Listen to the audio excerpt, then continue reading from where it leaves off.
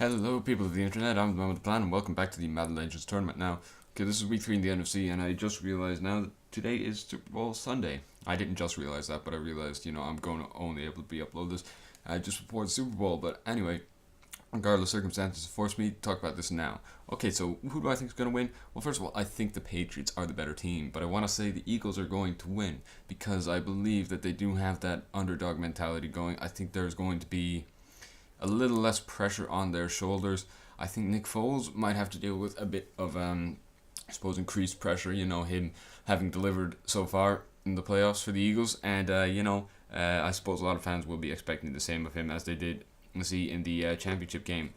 But anyway, regardless, I do see Patriots starting off strong. I do see the Patriots keeping it close all game long, and I think if the Eagles aren't able to match that, then they will struggle. I think the Eagles' defense will have a huge part to play in this game. I mean, they've conceded 22 points, I believe, in the playoffs so far, in 2 games. Which is I'd say if you were that's like an average of 11 points a game. If you were to hold the Patriots to that, which I don't think they will, but yeah, I do think Nick Foles is good enough to score more than 11 points. They do have a good running game too, and I think that's going to help them out. And by the way, the Seahawks just destroyed Dallas here. So yeah. Anyway, as for the Patriots, yeah, they've had to play 2 games too. So it's the number 1 seed versus the number 1 seed, which I don't think we've seen a lot in the NFL since, I don't know. Yeah, maybe the Broncos. The Broncos and the Panthers was a 1 seed versus 1 seed, but not a lot recently. I do see the Patriots starting off strong with their offense. I think they are more offense-centric than defense-centric. They've had to come up against 2 AFC South quarterbacks in Marcus Mariota and Blake Bortles, and I don't think either of those are bad quarterbacks, but I do think the Eagles have had a tougher route to the Super Bowl than the New England Patriots. They were pushed close in Foxborough by the Jacksonville Jaguars, who gave them one hell of a game and performed really well, and Tom Brady was able to get past that really tough defense. They did destroy the Titans, as they should have. The offense looked really promising in both of those games, even though there was a lot of doubt surrounding Tom Brady, the fight with Bill Belichick, and the whole thing with the sprained wrist. He's had to fight off a lot so far, but I want the Eagles to win. It would be nice to see them win. I don't want to see the Patriots win another Super Bowl, so that's why I'm going to say the Eagles are going to win, and just because I'm not really confident in this, I'm just going to give a really weird scoreline, and if it ends up being correct, I'll give myself a pat in the back or something. So I'm going to say 30-25 to the Eagles. That's my final prediction, and well, if it comes true, well then something's wrong with the world. Anyway, into this week's games. We've got Detroit at New Orleans. I don't know why I picked this one, but as prime time. But anyway, it did turn out to be a good game, thankfully. Close and entertaining and all that.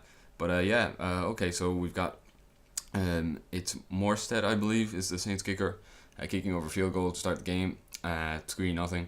But the Lions offense is a little better than 3 points. It's Barry Sanders on this run, going all the way to the end zone to make it a 7-3 game. So with the Lions up very early on in the game, Drew Brees needs to show that his offense has the potential to keep up too. So Brees rolling out to his left, he's looking for the pass. He needs to see someone in that space there, and thankfully he does have that pass. So it's a touchdown for the Saints. And 10-7 now. So Bobby Lane then responding, he goes to Calvin Johnson on the 3rd and 10, turning what could have been a punt into 6 points. PAT was obviously good, so 14-10 to the Lions. So Drew Brees rolling out to his right, he has a pass, and this is a pretty good pass. Night Train Lane barely getting there in time.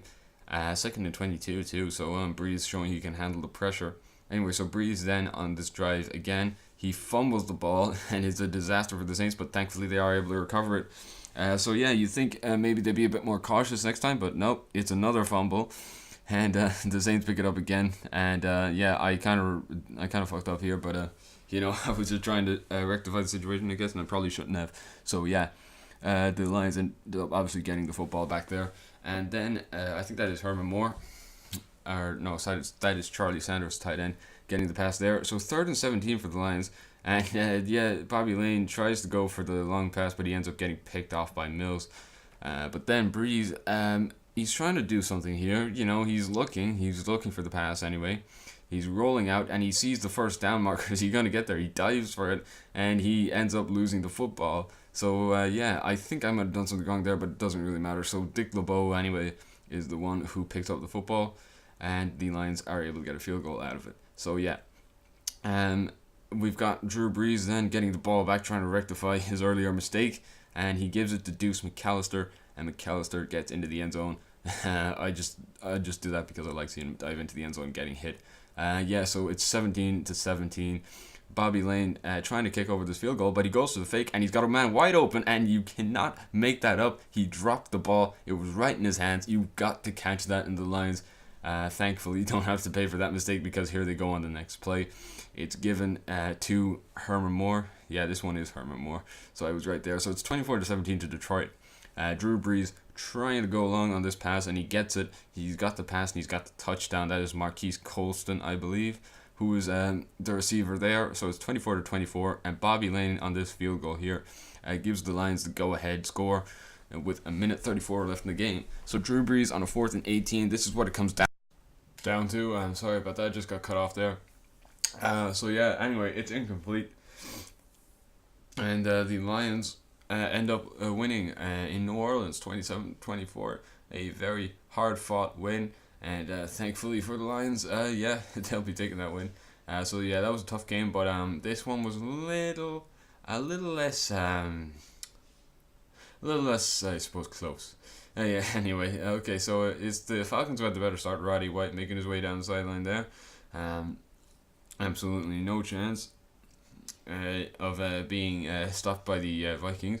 Then Michael Vick on this play here, using his speed to get outside the pocket, and then giving it to Roddy White again for the second consecutive play to make it a touchdown for the Falcons, putting them 7-0 up. But Fran Tarkenton, another mobile QB, is not going to be beaten. And also this match takes place in the Super Bowl arena for tonight. Yeah, so anyway, this play here from Chris Carter was just absolutely unbelievable. He doesn't get all the way, but he does make up pretty much most of the progress that is needed to get a touchdown. So anyway, aside from that, it's Fran Tarkenton who shakes off the tackle there, and he answers Michael Vick with a run. So Vick is going to have to answer with his own run if he wants to keep this a battle of mobile QBs. So what does he do here on this play? Well, you just have to take a look. He's looking. He gets the blocking there that he needs, and it's a touchdown from Michael Vick, scrambling into the end zone to make it a 14-7 game. Now the Vikings are unable to get a touchdown in response. So they settle for a field goal. Sorry, I was just looking at something. But anyway, yeah, so the Michael Vick-led Falcons do get a touchdown. It's Julio Jones on the play to make it a 21-10 game. But Fran Tarkenton on this play here is just a masterclass quarterbacking. Just floats it up there, and it's to the sidelines. AP barely manages to stay in, but it's all he needs as he just goes the entire distance for the touchdown to make it a 21-17 game. Okay, so then second half anyway, after a grueling drive, it's Anderson for the Falcons who gets the touchdown to make it a 28-17 game. But Tarkenton there, he's in trouble. He's being pressured, but he manages to float this one to Randy Moss, and Moss just keeps going and going and going. He's not able to get the entire way there, but that is a serious game for the Minnesota Vikings. Unfortunately, though, it doesn't work, but this play here might change everything. It's a fumble, the ball bounces around a bit, and it's a touchdown for the Vikings, so they're back in this game, or so they thought. It's been turned over by the officials, so that means that the Vic-led Falcons have another chance to get a touchdown to make this an even bigger lead. But that doesn't happen. The Vikings get the ball back, and they get the touchdown. Now, looking for the 2-point conversion, it's a touch, or the 2-point is good, but there's a flag on the field. So they end up getting forced 15 yards away from the end zone. And so it doesn't work. So a 28-23 game now, and Michael Vick only compounds the misery of the Vikings here with this play. It's a pretty good play, but the game finished 38-23. I'm just looking there. I don't have a lot of time, so up and down the plan. Thank you for watching my videos, and if you'd like to see more videos like this, then please like, comment, and subscribe.